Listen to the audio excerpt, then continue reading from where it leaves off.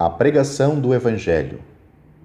Na medida em que nos lembramos do significado do Santo Evangelho, sendo por ele salvos, sem dúvida procuraremos fazê-lo conhecido e, aproveitando no mundo arruinado pelo pecado e, consequentemente, pela separação de Deus, este Evangelho, ou Boa Nova, é a mensagem anunciada pelo amor de Deus aos pecadores. Ela representa não somente a sua magnífica sabedoria em providenciar e apresentar o seu amor, mas também a sua santidade, a fim de justificar o pecador que dela usufrui pela fé no Senhor Jesus Cristo, o único mediador entre Deus e os homens, pois Deus é justo e justificador daquele que tem fé em Jesus. Romanos capítulo 3, versículo 26. Destarte, a mensagem que devemos proclamar é simples, adequada, livre e verdadeira. Em geral, a pregação pública tem a marca de uma ação desesperadora. Whitefield, Wesley, Wood e outros evangelistas do passado muitas vezes costumavam pregar em público, nas ruas ou praças, como também em cima de colinas ou nos campos, como também aos trabalhadores quando iam às fábricas ou mesmo quando voltavam. Formas ou formalidades não tiveram lugar onde se manifestou a energia do Espírito Santo. Estes e centenas de obreiros de Cristo, cheios de fé, o proclamaram às massas. Que aspecto maravilhoso! Milhares beberam as palavras de paz e perdão, louvando a Deus por uma tal proclamação da sua graça. Esta também será a parte dos redimidos para toda a eternidade. Vamos nós também pedir ao Senhor da seara para mandar trabalhadores ao campo que está pronto para ceifar. Da mesma maneira, vamos nós também fazer soar a mensagem para todos. Vamos aproveitar onde o Senhor nos abriu uma porta, a fim de anunciar a centenas e milhares de almas as preciosas palavras da vida. A quem pode e deseja pregar perante multidões, que o Senhor o guie, seja em ruas ou praças públicas, em tendas ou barracas, ou escolas, etc. Deixemos esta obra abençoada avançar. Mas pensemos também nas possibilidades de testemunhar individualmente. Existe um perigo em cuidar que a obra da evangelização poderá ser feita somente em grandes concentrações ou perante as massas do povo. Somente poucos têm este dom. Especialmente o novo convertido pode ficar iludido em face de uma tal obra, caindo num desânimo espiritual quando não houver possibilidades para tais ações. Constata-se um perigo quando pensamos que somente assim pode ser saciado nosso desejo de salvar almas. Concentrações são apenas um meio para um fim, mas não o fim mesmo. Nas pregações às massas pode haver muito movimento e muitos podem ficar agitados para dar o primeiro passo necessário conforme o eco das suas almas.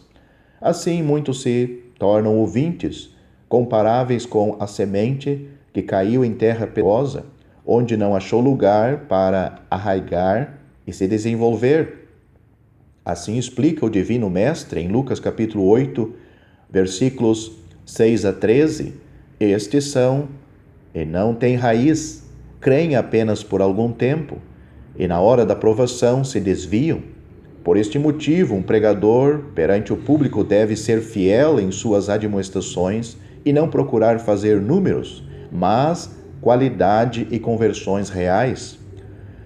É notável que, segundo o Evangelho de João, Nosso Senhor se preocupou muitas vezes individualmente com certas pessoas. Assim, a Nicodemos ele revelou tanto a necessidade como também a possibilidade da salvação, ou seja, do novo nascimento, o nascimento de cima. Não lemos nada de uma decisão nessa noite, mas Mais tarde, ouvimos que ele defendeu o Senhor perante os seus inimigos. João capítulo 7, versículos 50 e 52.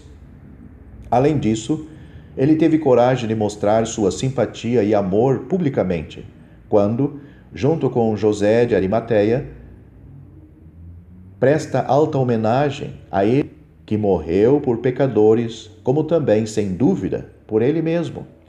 O Senhor Jesus disse uma vez: pelos seus frutos os conhecereis. Mateus capítulo 7, versículo 20.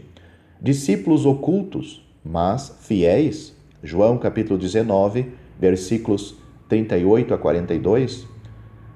Quão delicada e pacientemente ele se preocupou com a mulher samaritana, em João capítulo 4, versículos 6 a 30.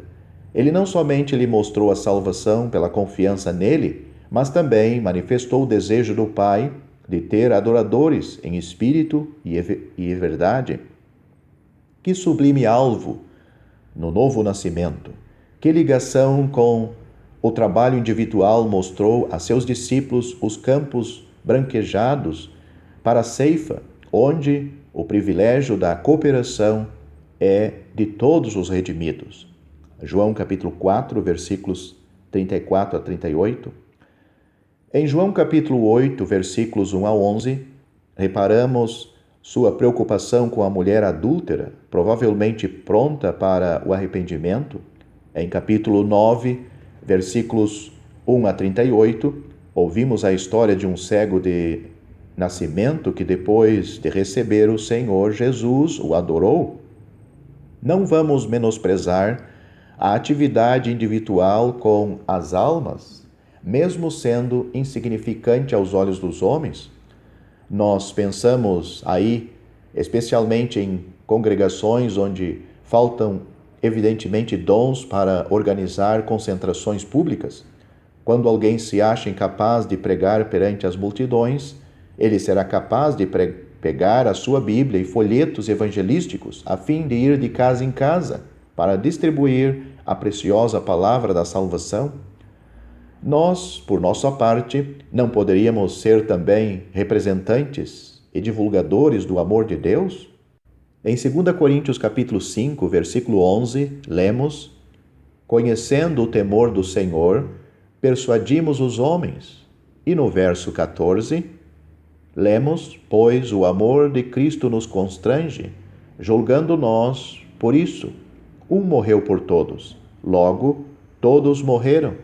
De sorte que somos embaixadores em nome de Cristo, como se Deus, por nosso intermédio, exortasse em nome de Cristo, pois rogamos que vos reconcilieis com Deus. Versículo 20. Muitas vezes se apresentam portas abertas ali onde há almas preciosas preparadas pelo Espírito Santo para recebimento da boa semente divina. Muitos que não chegariam às reuniões públicas, talvez pudessem ser achados por um serviço humilde, num pobre casebre. Numa tal oportunidade, talvez poderia ser suprida a fome da alma pelo pão da vida. Assim, muitas vidas poderiam ficar livres do peso do pecado. Mais cedo ou mais tarde, talvez também se poderia encontrar os vizinhos a fim de formar uma pequena reunião, todos unidos em oração, e em seguida, munidos de literatura evangelística, poderiam semear a preciosa semente da salvação, visando despertar as pessoas pelas quais o bendito Salvador deu sua vida no Calvário.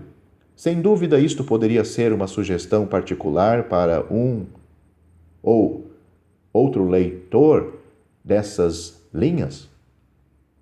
Os mais variados caminhos para se espalhar a mensagem do Evangelho poderiam ser achados. Que Deus nos dê mais amor e profundo zelo para fazer conhecido o notório e precioso Evangelho de Cristo. O tempo é curto. A vinda de nosso Senhor está se aproximando. Que nossos corações anelem pelo seu encontro. Ao mesmo tempo, Ele deseja ver em nós o amor pelas almas perdidas. Vamos repetir e clamar junto com o Espírito Santo: vem! Aquele que ouve, diga: vem! Aquele que tem sede, venha, e quem quiser, receba de graça a água da vida. Amém. Vem, Senhor Jesus. Apocalipse capítulo 22, versículos 17 a 20.